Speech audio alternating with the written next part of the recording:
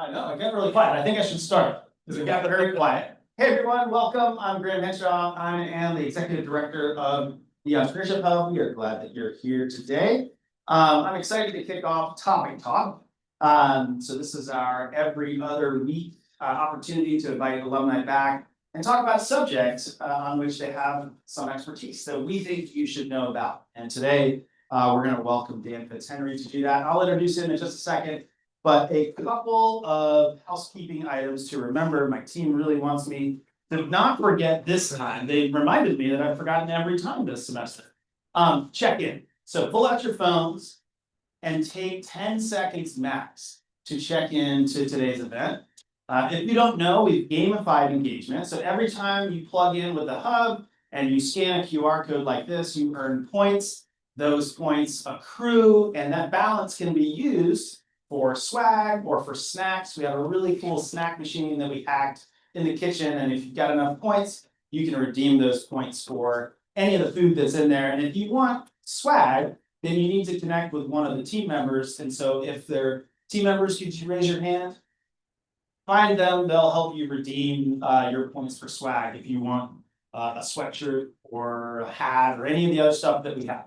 The other thing that you can get with points, if you keep engaging and that balance grows, you're in the running for extra perks like extended access to the hub and also an exclusive lunch with President Rowe and her husband, both of whom are entrepreneurs, and you get to have a really lively dialogue with them about how entrepreneurship fits into what you're doing. So scan that QR code and check it.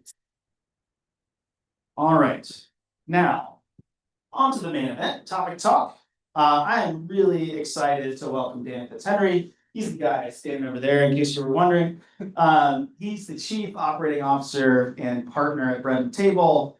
They're behind all of these really cool companies that we're going to hear about in just a few minutes. But his path to hospitality wasn't a straight line. And I think it's always interesting to talk to people where that is the case, right? Sometimes I think we can have this misconception that they had this idea in their head and it was just a straight line to it. And I think Dan will share that that wasn't actually the case. He studied international relations here at William & Mary, then went on to work as an intelligence officer for the department or for the Defense Intelligence Agency, as one does.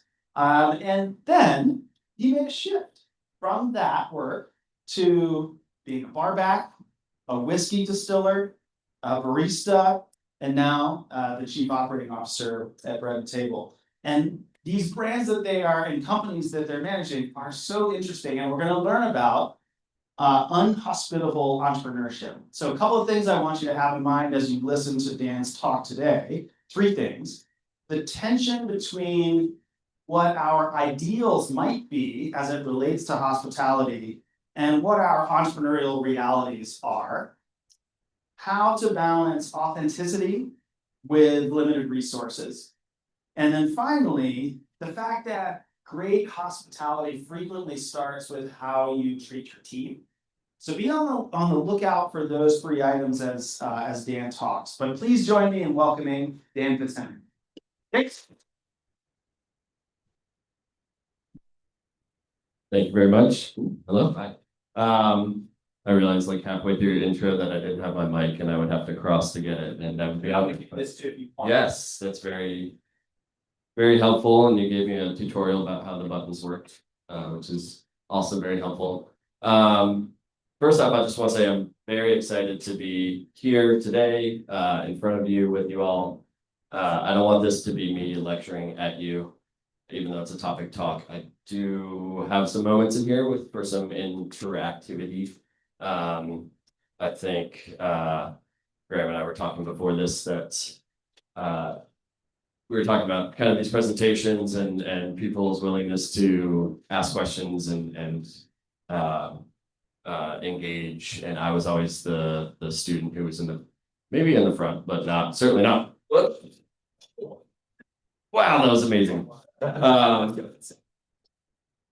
Certainly not raising my hand and engaging as much as I probably should have.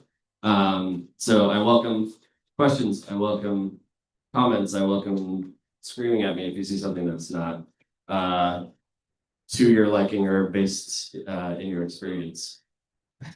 That was incredible. I hope the camera caught that whole explosion over there. That was amazing. Let's see if it still works. All right. What I did want to say before I exploded the remote was I realized this 2 weekends ago was my 20th reunion.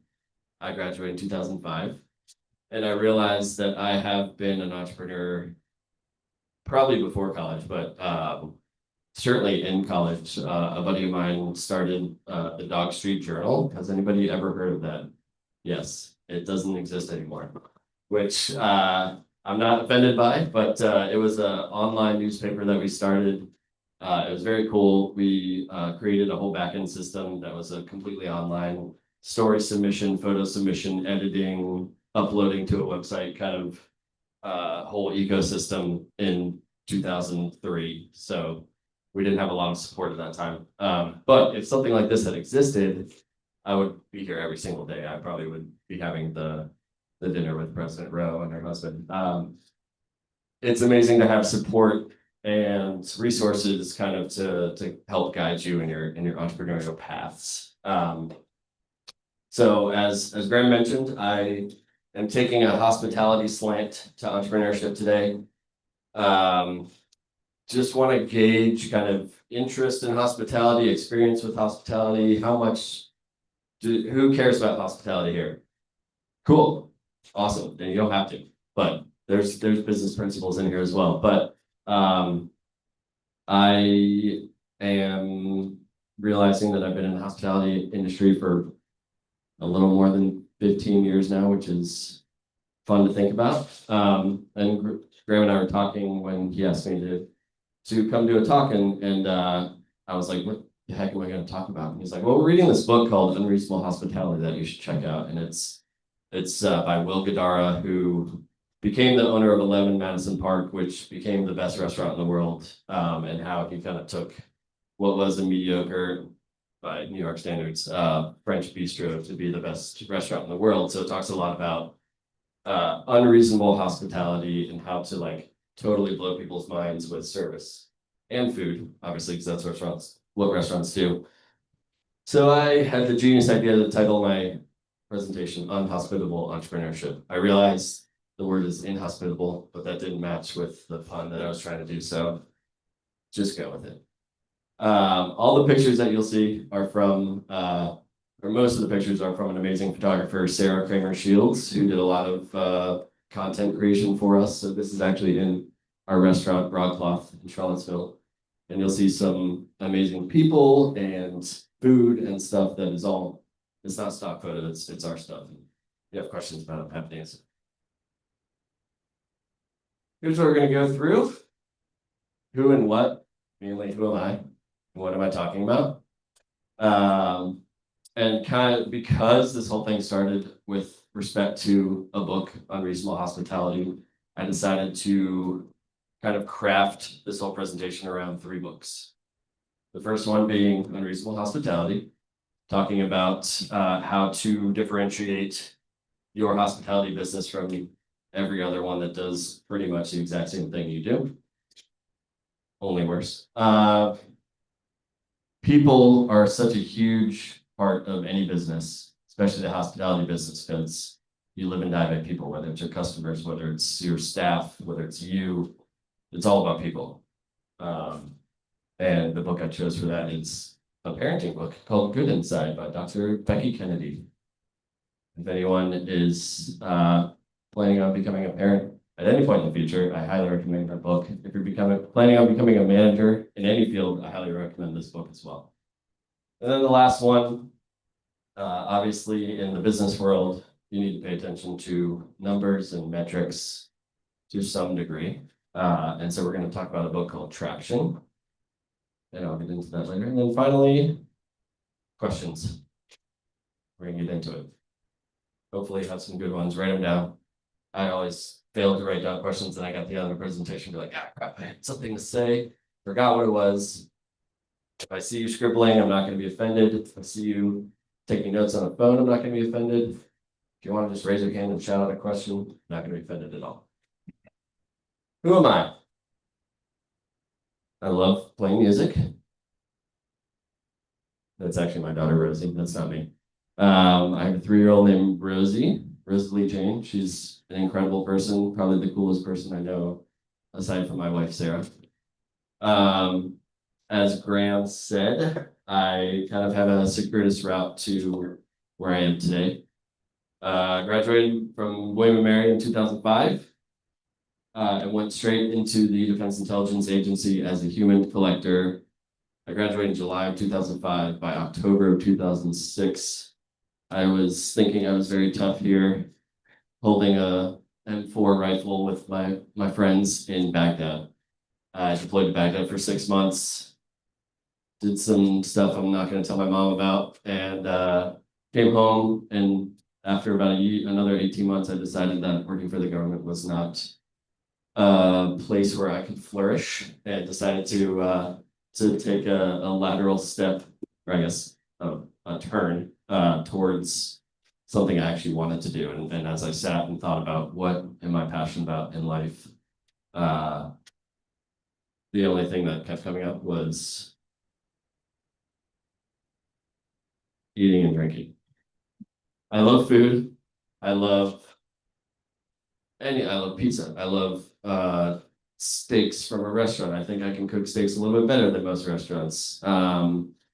I just love experiencing life through food and through drink and coffee, beer, wine, spirits. I was a whiskey distiller for a piece. And I just love the complexity and the intricacy and the crafting of it. And after I stepped away from the government, I was the first employee at the Virginia Distillery Company, where I learned a ton about everything you need to build a business. Certainly a consumer packaged good business, marketing, sales, product creation, shipping, importing, compliance, like alcohol tax and all that stuff. So it gave me a very good understanding of how complicated business can be. And I'm not sure why I continue doing it, but I have gotten to a place where I'm comfortable with those complexities now, and really love it. So these are the businesses we have.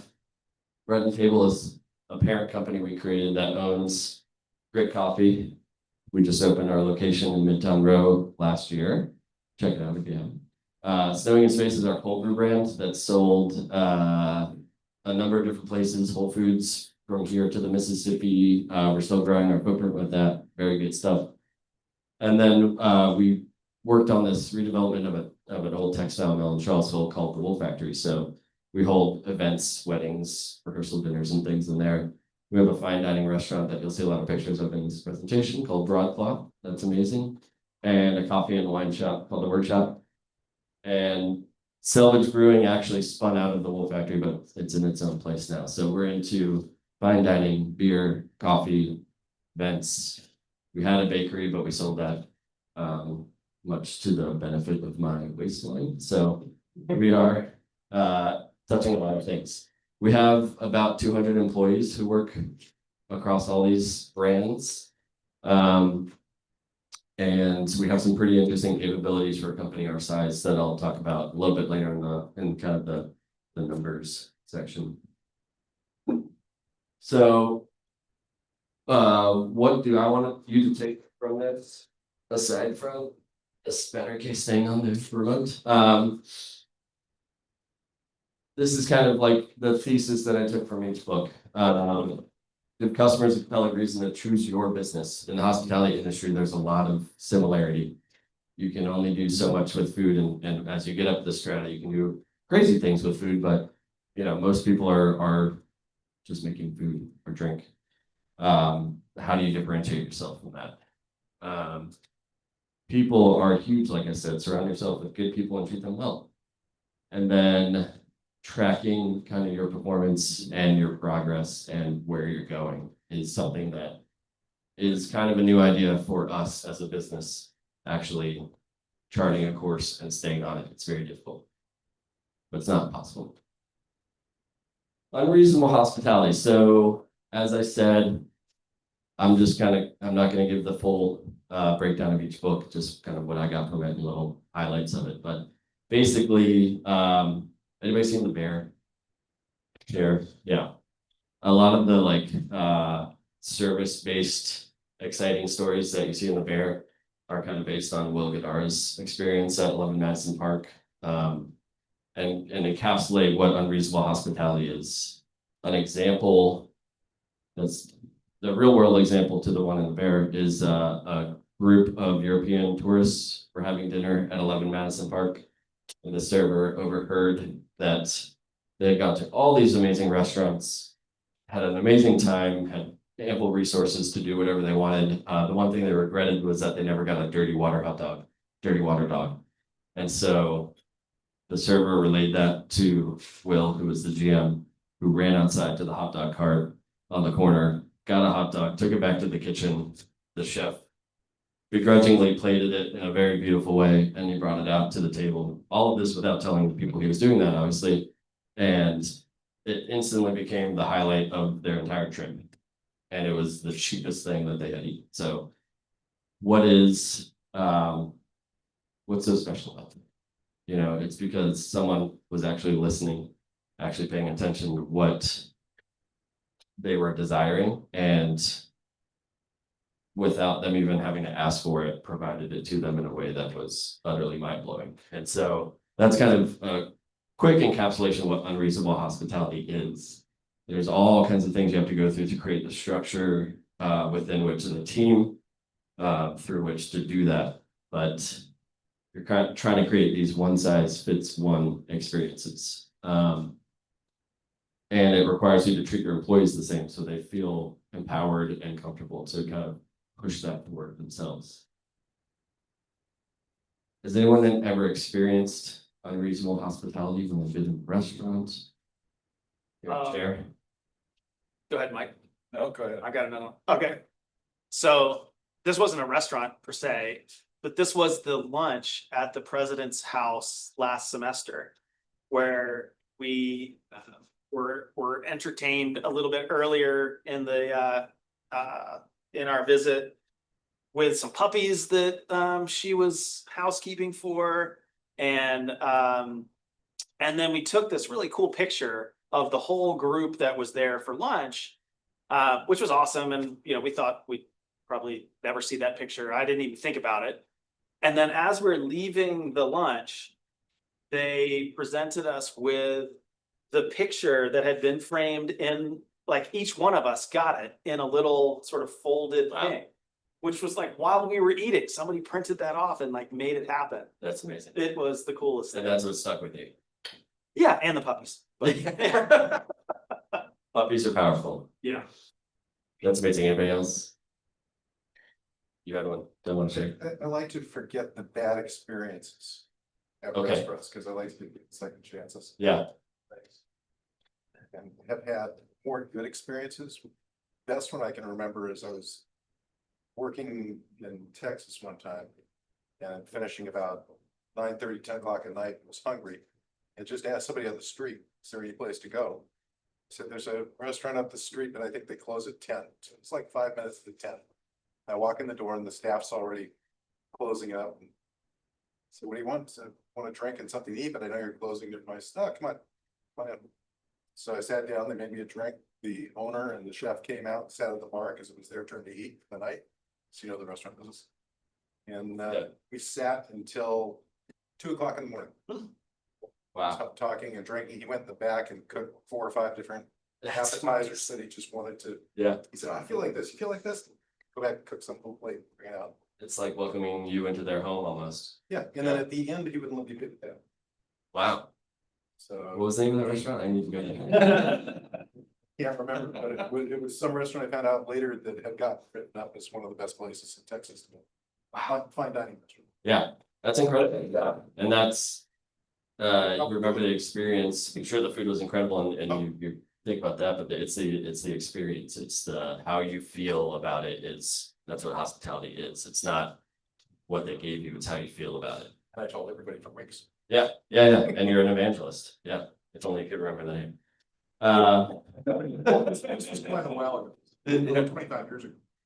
When I read this book, my first thought was like, this is great for a restaurant in New York City that has millions and millions of dollars at its disposal. The things they did, they overheard diners saying that they've never seen snow before, so they hired a car, put some sleds in the back, and took this family to a hill and had them sled. They made them hot chocolate and like mind-blowing stuff. Once they reached the pinnacle of their existence, they decided to shut down to renovate the restaurant, which would mean people would be out of work for, I think it was 3 months. And their solution was to bring everyone to the Hamptons and open a restaurant in the Hamptons for the summer and then bring everyone back, which is an amazing solution, not one that we're going to be able to do when we're renovating one of our coffee shops. So at first I was like, does this actually make sense? Is this really realistic in the entrepreneurial hospitality world? And that's kind of what I'm getting at with the unhospitable entrepreneurship. I'm not saying you should be unhospitable. I'm saying, or inhospitable. I'm saying it's a tough world out there and you have to balance the resources you have with the experience you're trying to create. But after reflecting on it, Will Gadara's whole point is you can create unreasonable hospitality at any strata of any business. He talks about real estate or a realtor who sold someone a home who, instead of putting a bottle of champagne in the fridge, which is what our realtor did to us when we bought our home, she remembered that the wife was talking about this breakfast note, how the sun hit it perfectly for her to do yoga in the morning as she was dreaming about living in this house. And so the realtor left a yoga mat with a note that said, enjoy your morning yoga sessions. You know, it's like something that really connects. Hospitality, as I said, it's a conversation between you and your customer. It doesn't just, not limited to the restaurant, food and beverage industry. It's what experience, how are you trying to make your customers feel with what you're providing to them? It takes the transaction out of the relationship. We talk about this a lot with our coffee shops. I've been to, I'm not gonna hate on any brands, but certain coffee cafe brands that you encounter in airports, for example, where you just get to the front of the line and the person just standing there staring at you, and you're just like, I'll have a medium coffee, and they're just like waiting to take their transaction. Whereas we don't always hit the mark, but what we try to do in our coffee shops is kind of like pierce that screen that's between the customer and the barista at the register and just be like, oh my God, I love your earrings. And you can see people like, what? They like literally short circuit out of their transaction. And then there's a conversation, and then they take their coffee and go to work and be like, the baristas at this coffee shop are so nice, like flattery will get you a lot of places, but and it's not all just vapid compliments about people's clothing, but you can have, if you hear someone in line talking about whatever there is going on in their day, you can kind of provide that surprising, thoughtful hospitality. Can you do unreasonable hospitality at all levels? And I think the answer is yes. I think when we have a regular coming into our coffee shops and by the time they get to the front of the line, their coffee's waiting for them because they get the same thing every day. Like that special feeling of being like, oh, these people know me well enough to know exactly what I want and have it ready by the time I get up there. And it's, that is what we strive for all the time. Not that everyone who comes in is a regular, but we want them to feel like they are. Fine dining is obviously a little bit easier because you have kind of a more, I'm not gonna say easier, but it's more common to think about. My friend was dining at Broadcloth at our restaurant, and I know that she doesn't, or she's a little bit allergic to red wine, and I forced her to do the pairing tasting menu that has a bunch of red wine in it. So I stopped by before their dinner, wrote her a birthday card, and put a couple blister packs of Benadryl in there for her. So she opened it, and of course I got a picture of her holding the Benadryl at the restaurant, at the table. So things like that to just try to make it a little bit more personal. Next book, moving on. Good inside. This is a parenting book. How do you think a parenting book applies to entrepreneurship? Anybody have any ideas? We're not children. Well, I guess we are children. So. I wrote a book about the hospitality, like kind of people in their child like this, like kind of like if you have like a parent figure and then it's really impacted their child, like stuff like that. Well, the way. Interesting, yeah. Connecting with your guests as connecting directly to their inner children, which is the like most deepest desires that we all have. I love that. I was gonna say, like, control is an illusion. Like, in parenthood, like, you wanna provide them with the right resources, with the right environment. You wanna give and instill good values, but ultimately you want your children to make choices for themselves. So that's how I see the intersection. Yeah, it's definitely, I'm a 3-year-old, like I said, I'm learning that very quickly. I think it can apply like internally, like making your staff feel like they're supported in an environment where they can really succeed and make decisions that support the customers themselves. If you're like a super terrible manager, you're not gonna make your staff feel good about themselves, and then thus like they're not gonna have this relationship. That's an amazing answer. That's the angle. I love everything that everyone said, and it's all correct. I viewed it through the lens that you just kind of opened up. Whether it's your guests or your own employees, assuming everyone is good inside is a fundamental thing that everyone should learn in life. Certainly these days more than ever. The full thesis of this book is you and your children and everyone around you are ultimately good inside. And whatever behavior they're exhibiting is a communication of some pain point, friction point, but it's not indicative of who they are. And it's from one angle, as a barista who sees hundreds of people and the same people day after day after day after day, it's a very important thought to hold in your head because people act horrifically sometimes in restaurants, in airports, in wherever you are. People have a funny way of just acting terribly.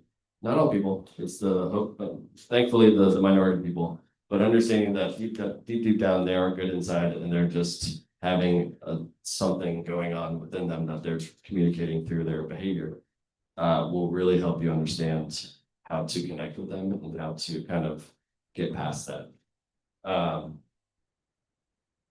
View their behavior with the MGI. MGI is, anybody know what MGI is? Most generous interpretation is a common theme in our household now as our daughter has started exhibiting some tantrum-like behavior. We're like, I'm gonna give her the MGI on this and say this is because of the XYZ, whatever it is. We just say MGI to each other when we're very stressed, and it works. Something that is important for your own staff and also the relationship between your servers, for example, and your guests is provide boundaries. Providing boundaries helps all of us feel safe and know kind of what result our actions will have. Boundaries don't mean what you're going to do if you do something. They mean what I'm going to do if you do something. So you can't control other people. Control is a myth. But I will tell you that if you speak in a manner that is inappropriate to our servers, I'll tell you what I'm going to do. I can't tell you what you're going to do.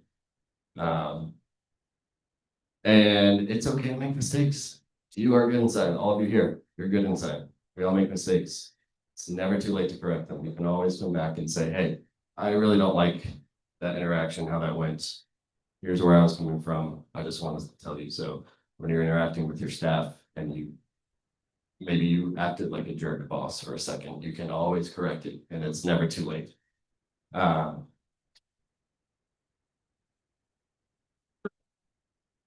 it to the previous book, treat your people with unreasonable hospitality. A lot of us think that the hospitality is for the guest at the restaurant or whoever your customer is. Your people deserve unreasonable hospitality too. assume the best of them from them, provide boundaries for them and you. People are good, including Stephen here and Derek. This is in Brockloff, lovely food there. Your business is not going to survive without people unless you're a purely software business that doesn't require anybody to sell it. Maybe I can't even think of a business that would survive without some interaction with people. I can't tell you how many times we've thought we've nailed down our business model perfectly, and something to do with people has just thrown a wrench in it. And we always like, of course, people, you have to pay attention to people. Find good ones who perform, get them on board, tell them what you're all about. We tend to have several different pairs of eyes from our business on any person we're interviewing so that we get a good kind of 360 view of who we're bringing in the door, and just make sure that they are bought into what we're trying to do, have the capacity to do it, and want to do it. Those are three really, really important things. Something we don't do particularly well, I want to do better, is part with the good ones who don't perform. And notice I say good ones because everyone's good. But the ones who don't perform or who violate the norms of the company, hire slow, fire fast. That's not to say I relish firing anybody. It's the worst thing in the world, parting ways with someone. But over the years, I've learned that allowing someone to exhibit poor behavior or poor performance is very demoralizing to everyone else around them who is just trying to do good work. And it's surprising what a efficient effect that has on demoralizing a whole team. So if you see someone who is not on board, not performing up to your standards, you gotta get them off the team.